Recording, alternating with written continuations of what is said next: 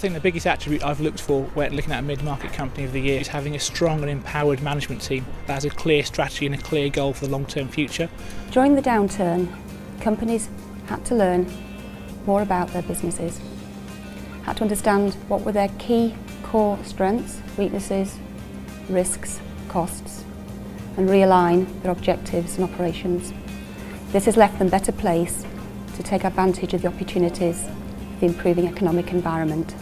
We carry out property and asset maintenance to a wide variety of buildings and sectors throughout the country.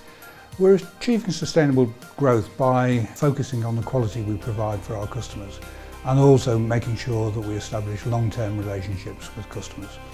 The company's really got a can-do attitude, so all of our staff chip in together and share best practice across the group.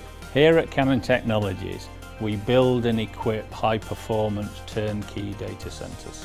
R&D is definitely at the very forefront of what Cannon Technologies is about and what we do. We have the ability to develop innovative products at the same cost as most of our competitors do standard products, so we can do custom for the same price as a standard product. Selwood are the UK's leading pump hire supplier. The pumps we rent, we also manufacture and export those around the world, and we have a traditional regional plant hire business. The main drivers for sustainable growth for Selwood really start with the people, making sure we've got the right people with the right skills, giving them the power to do the roles that we want them to do, making sure we have the right strategy in place, and then measuring that strategy and how we're progressing along that. The biggest motivational factor for myself, and I believe a lot of my colleagues, is to enjoy coming to work. If you enjoy coming to work, then you get a happy workforce, and I believe that's what we have here.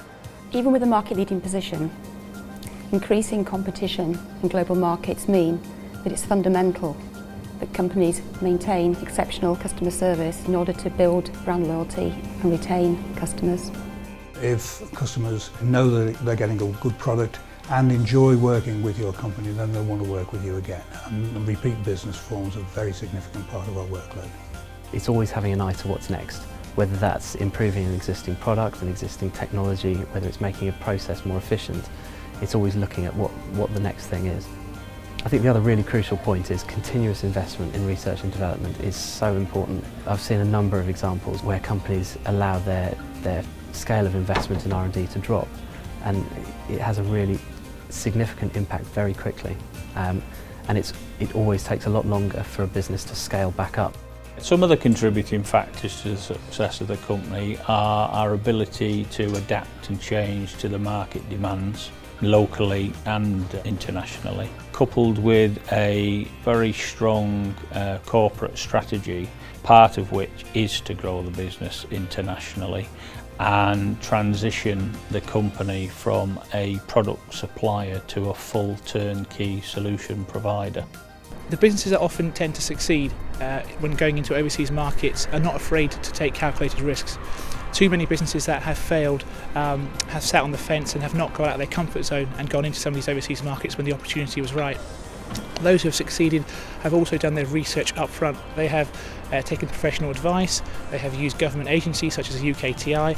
Others who have succeeded have tended to take a longer term view on these things. So pick the right market for yourself, but ensure you give it a 3 to 5 year play. Often people have gone into it in a 12 to 18 month view for a return on investment, and that's just simply too short a time frame to go into an overseas market.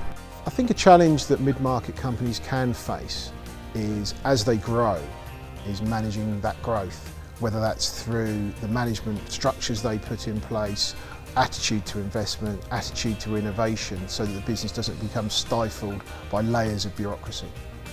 The business was formed in Southampton 45 years ago, and this has always been the head office. We have good people working for us in all the support services which are based here.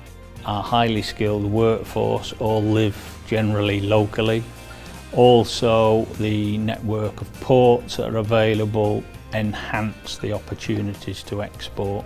Selwood's been based in and around Southampton since 1946. It's always been the hub of the business. We employ nearly 150 to 200 people along the south coast. For us, we've not had the need to move. There's a good core base of advisors, good links and transport links, not only around the country, but into the international airports or domestic airports. So there's been no reason for us to move out of the area.